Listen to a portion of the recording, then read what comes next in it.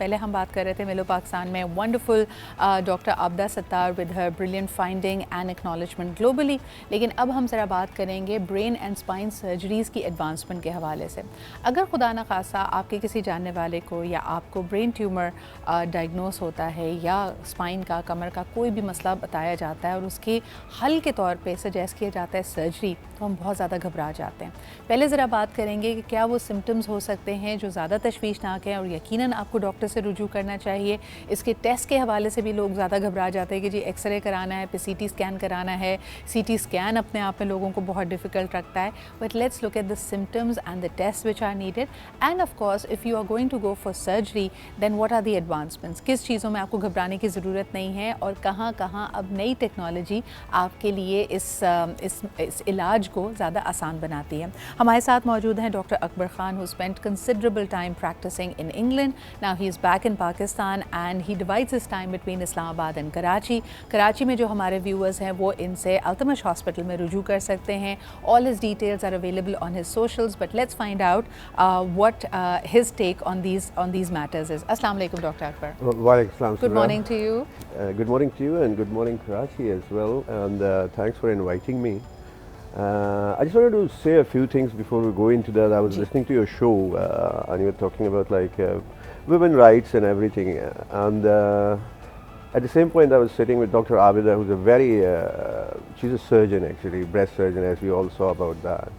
I wanted to say, like, I was talking to Dr. Abida, who was just before me while we were sitting outside, that there is no female neurosurgeon currently practicing in Pakistan at a higher end.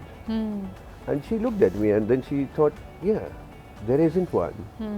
Why there isn't one is a bit of a mystery, isn't it? So I have a counter question to that. मुझे ये बताइए कि क्या दुनिया में जहाँ हम बात करते हैं कि Pakistani overseas Pakistani doctors and surgeons बहुत वेल रिनाउंड हैं, क्या उनमें कोई खातून न्यूरो सर्जन हैं ऑफ पाकिस्तानी ओरिजिन? हाँ, तो there are. So I was trained by a few as well. There is one in London, Central London, okay. And but the problem is she came and started working in Pakistan and she was threatened and everything, and then she ran away. Okay. उसको life threats हुई थी. Okay. So you need to understand the whole scenario. But नहीं, of course that's a different discussion altogether कि हमारा ecosystem वाकई जहाँ हम कहते हैं ना कि जी दो पाकिस्तान है, एक तरफ ख़वातीन तरक्की कर रही हैं, बहुत empowered हैं, enabled हैं, ऐसा नहीं है। हर खातून की एक अपनी journey of struggle है और कई दफ़ा एक अनदेखी story उसके पीछे होती है। But we are going to delve into that later. Let's come back to the question at hand. मुझे ये बताइए brain tumors उसके कौन से ऐसे symptoms होते हैं जब फौरी तौर पे हमारे patient को आपसे रुजू करना चाहिए, डॉक्टर के पास जाना चाहिए? देखिए, this is of course public awareness thing that जो ब्रेन ट्यूमर्स होते हैं ना, they are number one, it's a very serious condition to have a brain tumour. Okay, वो प्रेजेंट किस तरह करता है? They usually start with very subtle symptoms, okay, like आपके सर में दर्द हो रहा है, ठीक है, दर्द तो हर एक के सर में होता है, कभी कभी मेरे सर में भी होता है, लेकिन अगर आपने पैनाडोल की गोली खाई है, इतना दर्द हो गया, आपके सर दर्द ठीक नहीं हो रहा, फॉर एग्जाम्पल, थोड़ा आदमी देखता है कि चल रहा है कि नहीं, लेकिन अगर आपका सर दर्द ठीक नहीं हो रहा है despite taking medication, that's number one red flag, ठीक है। दूसरा रेड फ्लैग ये है कि आपके सर में दर्द हो रहा है और आपकी आंखें ब्लरी सी हो रही हैं, ठीक है ना, और वही सिस्टम है कि I think you are looking towards, that's also red flag symptom, ठीक है। तीसरा ये है कि आपके सर में दर्द हो रहा है और आपको साथ उल्टियाँ आना शुरू हो जाती हैं, ठीक है ना, ये तो मेजर रेड फ्लैग सिम्टम हो गए, ठीक है। और ये कितना रेगुलर हो रहा है? What's the frequency? होता ही है कि जब एक दफ़ा ब्रेन ट्यूमर आ जाए तो फिर आपका सर दर्द इतनी आसानी से ठीक नहीं होता, ठीक है ना। लेकिन जो मैंने नोट किया ओवर द इयर्स, मुझे 5 साल हो गए हैं पाकिस्तान में प्रैक्टिस करते हुए, ठीक है। 5 is a humongous time, okay. उससे पहले मतलब वो तो 20 साल तो छोड़े ना, लेकिन जो होता ही है कि हमारी पाकिस्तानी अवाम जो मर्जी कर ले है तो बहुत सख्त जान किस्म की, ठीक है। पेन थ्रेशोल्ड बहुत हाई है, ये पता नहीं पेन थ्रेशोल्ड है, डॉक्टर से डरते हैं, मैं ये अभी स्टिल वर्कआउट कर रहा हूँ दोनों में से कोई एक काम है। तो वो काफ़ी मतलब डिलेड प्रेजेंटेशन तो बहुत है पाकिस्तान में ना, और वो इसी वजह से है कि ये सिम्टम्स आ रहे हैं उनको इग्नोर हो रहा होता अच्छा, है। लेकिन आपने जिन सिम्टम्स की बात की, अगर मैं नॉर्मली देखती हूँ, for example people in high stressful environments, मेरे इर्द गिर्द बहुत सारे हमारे सहाफ़ी फ्रेटर्निटी में लोग हैं जो कहते हैं जी कांस्टेंट हेडेक हो रहा है, नज़र कमज़ोर हो रही है तो हो रहा है, फिर उम्र अगर बढ़ती है और कैटरैक्ट आ रहा है तो हो रहा है। माइग्रेन के सिम्टम्स में भी आपको नज़र आएगा कि a lot of young people will also report कि भाई सर दर्द इतना शदीद है कि जब तक मुझे वॉमिट नहीं होती वो सबसाइड नहीं करता। सो हाउ, अच्छा दूसरा फिर सवाल कि अगर ये सिम्टम्स आ भी रहे हों, जैसे आपने कहा पहले तो इग्नोर करता है, लेकिन how do we actually come down to the fact कि इस वक्त मुझे एक न्यूरो सर्जन को कांटेक्ट करने की ज़रूरत है? ये तो एक कांस्टेंट स्ट्रगल है करंटली पाकिस्तान में, लेकिन होता ही है कि इसमें एक दो चीज़ें मैं और भी ऐड करना चाहता था। एक ही होता है कि सर दर्द नहीं हुआ है और एकदम एक पेशेंट को मिर्गी का दौरा पड़ गया, हाँ, ठीक है ना, एपिलेप्सी टाइप आपको। हाँ मिर्गी का दौरा पड़ गया, बेहोश हो गया, गिर गया है, पता नहीं क्या हुआ है, ठीक है ना। तो ये सिम्टम्स जो सारे आ गए हैं ना, now these are all like red flag symptoms, ठीक है। होता ही है कि देखें जनरली तो दुनिया में डेवलप्ड कंट्रीज में तो आपको पता ही होगा कि लाइफ की बहुत ज़्यादा कीमत होती है, ठीक है। अगर आपके रेड फ्लैग सिम्टम्स हैं तो you need to consult your doctor who could be anybody, general physician, ER चले गए, किधर भी चले गए, ठीक है। तो वो आपका क्लिनिकल एग्जामिनेशन होती है फिर। अच्छा डॉक्टर अकबर, मुझे बताएं कि are all tumours operable and removable, या एक दफ़ा कई मैं लोगों से सुनती हूँ वो कहते हैं कि जी हमें पता चला हमारा ब्रेन ट्यूमर है, लेकिन वो इतनी क्रिटिकल कंडीशन में है कि डॉक्टर कहता है इसको सर्जरी से हाथ नहीं लगाना। ये तो मेरे पास सारे आते हैं ना। जब मेरी जो प्रैक्टिस चल रही है करंटली, जब I developed my practice in Pakistan which was based on doing redo surgeries and doing brain tumors which were considered inoperable. Okay.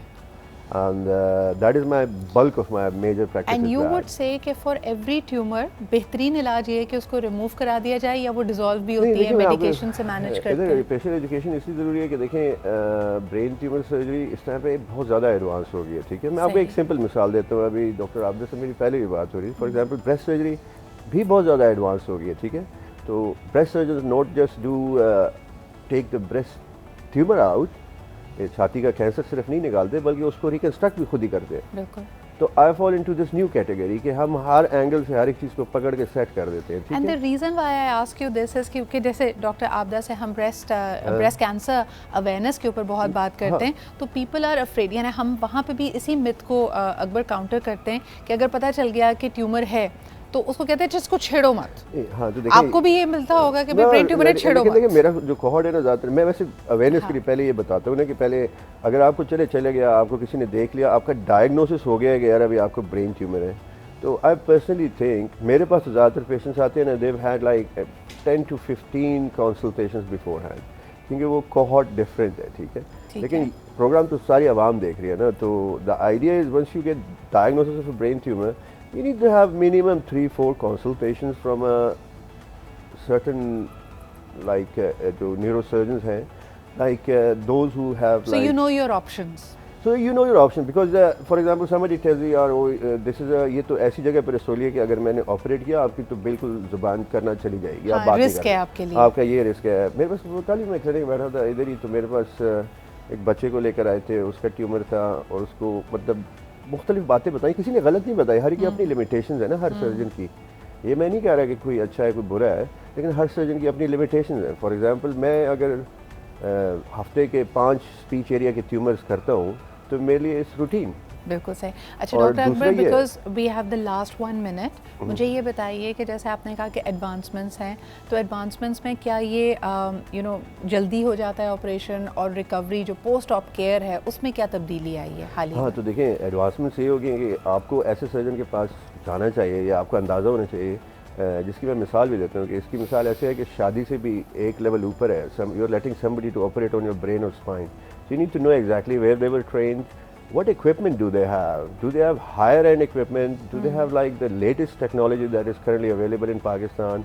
For example, I introduced like that was on 15th of August. So I do brain tumor in the morning, they go home in the afternoon after 4 hours. Wow. This does not happen, this only happens in like 2 or 3 centers in the world, okay? So you need to know exactly like कि recovery time आपका कितना कम हो सकता है और उसकी technology क्या है, नई मशीन्स किधर है, वो बंदा किधर सीख के आया है ये मशीनें इस्तेमाल करना, कहाँ से ये ट्रेनिंग हुई है।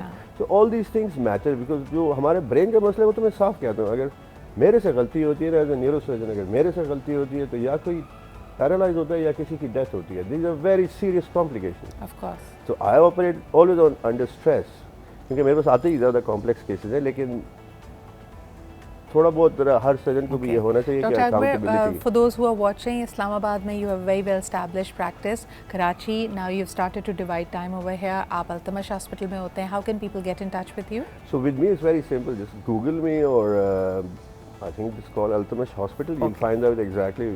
So you can go for a consult there. आप इनके अगले डेज को पता कर सकते हैं. डॉक्टर साहब was we very happy and lucky कि आप अपने आखिरी दिन आए, and today he is flying back to Islamabad, but you can find out about his schedule.